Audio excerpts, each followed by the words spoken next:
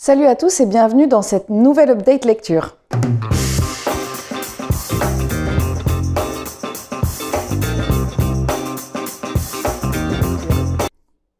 Aujourd'hui, je vais vous présenter les livres que j'ai lus donc évidemment cette semaine. Alors ça a été une semaine pas terrible, ça fait très longtemps que ça n'était pas arrivé. J'ai lu quasiment que des trucs, enfin c'est pas que j'ai lu que des trucs moyens, c'est voilà, ça n'a pas été une très bonne semaine de lecture, je vous annonce direct. Il y a une bonne surprise mais le reste c'est quand même pas terrible. Je vais commencer tout de suite avec le 4e tome de La Passe-Miroir de Christelle Dabos chez Folio. Donc la semaine dernière, j'avais déjà bien entamé le tome puisque j'étais à la moitié. Oui, c'est ça à peu près, je crois que j'étais à 350 pages.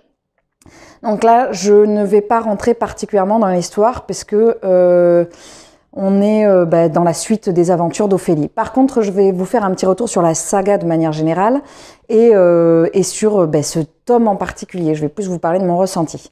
Donc l'histoire de La Passe-Miroir, je vais vous la résumer très vite fait parce que vous la connaissez déjà, j'en ai déjà parlé plusieurs fois.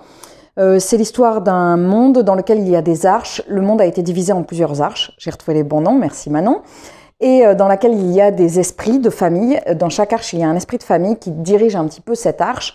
Les esprits de famille n'ont plus de mémoire et en fait, dans chaque arche, les gens qui peuplent donc l'arche ont des pouvoirs liés à l'esprit de famille. Donc Ophélie, elle, est une liseuse, c'est-à-dire elle vit sur anima, ça veut dire qu'elle lit les objets, quand elle les touche, elle a la mémoire de ce qui s'est passé dans leur présent, enfin dans leur passé, tout ça, qui les a touchés, avec quel état d'esprit, tout ça. Donc du coup, elle va se retrouver à être fiancée à un jeune homme qui s'appelle Thorn, qui vit sur une autre arche dont je n'ai plus le nom. Et lui, son pouvoir, c'est d'avoir des griffes mentales, c'est-à-dire qu'il va venir, au lieu d'élever la voix, par exemple, il va vous envoyer une espèce de décharge. C'est pas des décharges, mais c'est des griffes mentales, ça s'appelle. Thorn est un bâtard et en fait, il veut pouvoir avoir le pouvoir d'Ophélie. Et pour cela, il faut qu'il se marie avec elle pour qu'il puisse faire les échanges de pouvoir. Et donc, du coup, elle va aller sur l'arche de Thorn. Voilà, ça c'était le premier tome. Les fiancés de l'hiver. Le premier tome a été un véritable coup de cœur pour moi. On découvre un monde complètement fantastique, très très très fort. Christelle Dabos nous plonge vraiment dans quelque chose de très nouveau. Ophélie est une jeune fille fragile. Ce n'est pas une fonceuse, c'est pas quelqu'un avec un tempérament de feu. J'aime beaucoup le personnage de Thorn, qui est quelqu'un d'assez sombre, et il y a quelque chose entre eux qui fonctionne très bien. Ils se complètent très bien, même si le premier tome est assez électrique entre eux, parce que c'est vraiment, en fait, il la rejette, et elle aussi le rejette parce qu'elle n'a pas envie de se marier avec lui, mais en fait, elle n'a pas vraiment de choix. Elle a repoussé des fiançailles avec des cousins. Alors les cousins, dans l'histoire, c'est juste des gens de la même arche. Et donc du coup voilà, elle finit par céder pour ses fiançailles avec Thorn. Et ça ne fonctionne. Enfin, le premier tome c'est vraiment ça, c'est vraiment ils apprennent à se connaître et tout ça. Le deuxième tome, on en sait un peu plus sur l'univers, on en sait un peu plus sur leurs relations et donc ça se construit plus. Le troisième tome, je peux pas du tout vous dire ce qu'il y a dedans, si ce n'est qu'on découvre une nouvelle arche, mais je peux pas vous en dire plus parce que sinon je vous spoilerai ce qui se passe dans l'histoire. Et le quatrième tome, on va dire qu'on est un petit peu retourné comme un gant. Alors, pour moi, les deux premiers tomes avaient été un coup de cœur de 2021. J'avais vraiment eu un coup de cœur sur le premier tome, sur le deuxième aussi. Le troisième, je sentais on partait dans une autre direction, mais la direction qu'on prenait me semblait assez cohérente. Le quatrième tome a pris une direction qui, au début, m'a complètement déboussolée. J'avais vu que les gens avaient moins apprécié le tome 3 et le tome 4, mais je l'avais entendu vraiment en écho très lointain. C'est intéressant d'utiliser le mot écho, mais bon, bref. Parce que je ne lis pas les posts des livres que je n'ai pas lus. Je vais lire les résumés, je vais lire les ressentis, mais et encore même pas. J'écoute des avis YouTube plutôt, je vais dire. D'ailleurs, à ce propos, j'ai découvert les Chroniques de l'Hérisson, je ne sais pas si j'en avais déjà parlé, qui est une chaîne YouTube alors je ne sais pas son prénom. C'est une violoncelliste qui est d'une très très grande qualité. Vraiment, je vous invite à aller voir ses vidéos parce que elle a des avis livresques intéressants et surtout, elle a une qualité d'image qui est assez incroyable et elle fait des petits montages vidéo qui sont de petits bijoux. Bref, donc du coup, La Passe-Miroir avait vraiment, pour moi, c'était un coup de cœur. Et le quatrième tome, Je savais que j'allais être déstabilisée, mais en fait, j'ai été plus que déstabilisée, c'est-à-dire que je ne comprenais pas ce qui se passait. J'avais eu un petit peu cet effet-là dans le 3e tome, d'avoir loupé un peu une marche par moment, de me dire bah, j'ai dû lire trop vite, il y a quelque chose que j'ai pas dû comprendre, c'est moi, je dois pas être attentive. Et là, celui-là, je l'ai lu en lecture commune avec Camille des Idées de Mims, et c'était bien parce que du coup, j'ai pu me rendre compte que non, c'est pas moi, c'est... J'en fais voler mon cordon. Ce n'est pas moi qui ai loupé des marches, c'est, je pense, Christelle Dabos qui a loupé des marches. Mais alors, des fois, des grosses marches parce qu'il y a des trucs que je comprenais pas. Ça allait trop vite. Alors Camille a eu ce sentiment de trop vite et moi j'ai eu ce sentiment de je comprends pas en fait. Et puis il y a eu carrément un passage que j'ai pas aimé. Voilà, donc c'est un peu compliqué. C'est dommage parce que vraiment ça a été une saga que j'adorais. J'adorais vraiment les 2 premiers tomes. Enfin, on peut dire même les 3 premiers tomes. Donc je suis déçue. Je suis déçue que ça parte comme ça.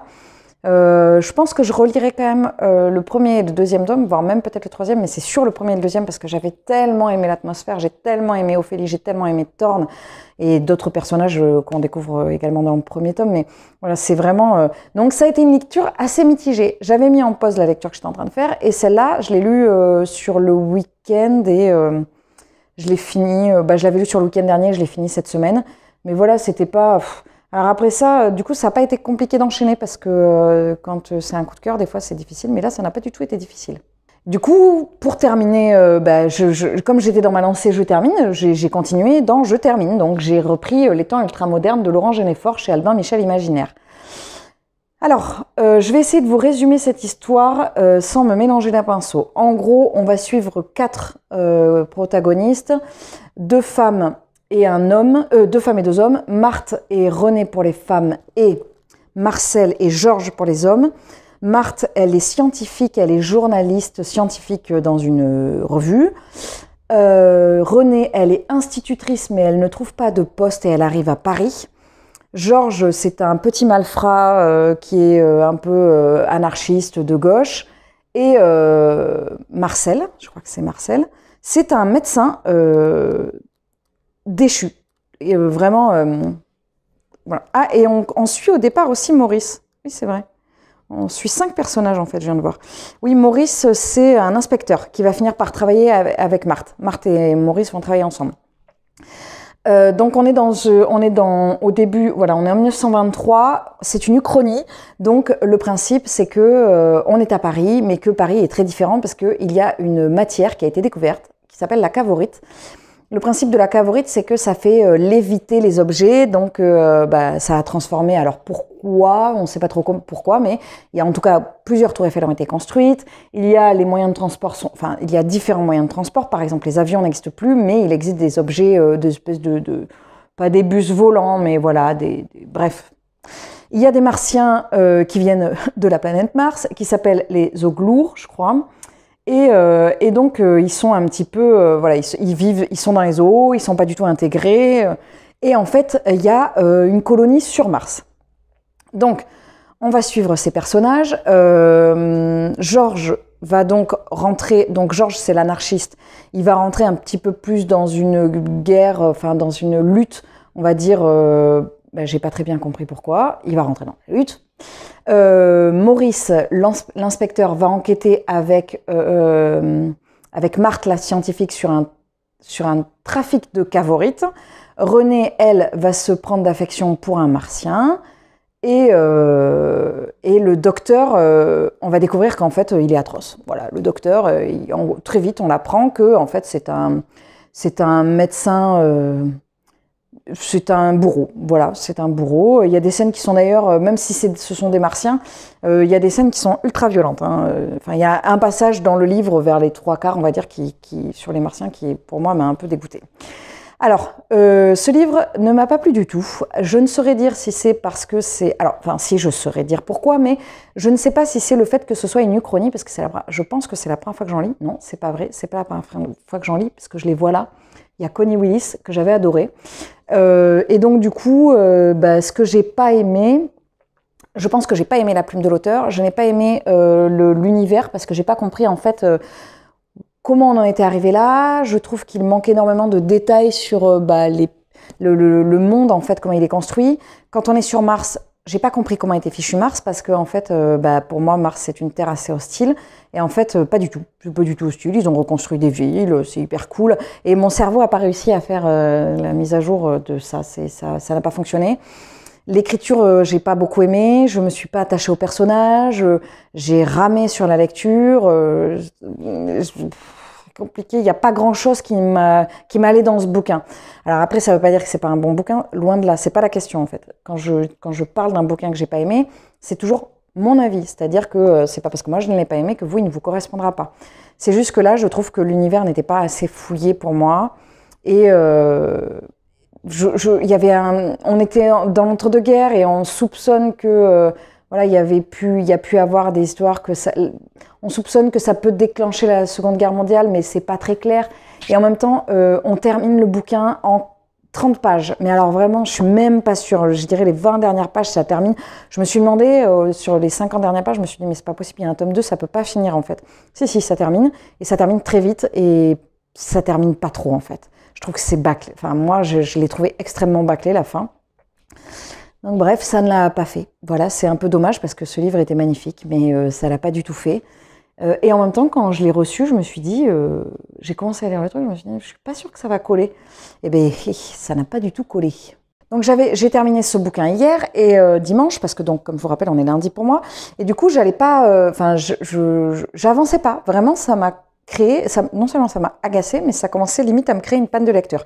D'ailleurs, il y a un livre que je ne vous ai pas présenté, je n'ai pas continué les ragazzi de Pier Paolo Pasolini, parce que c'était atroce.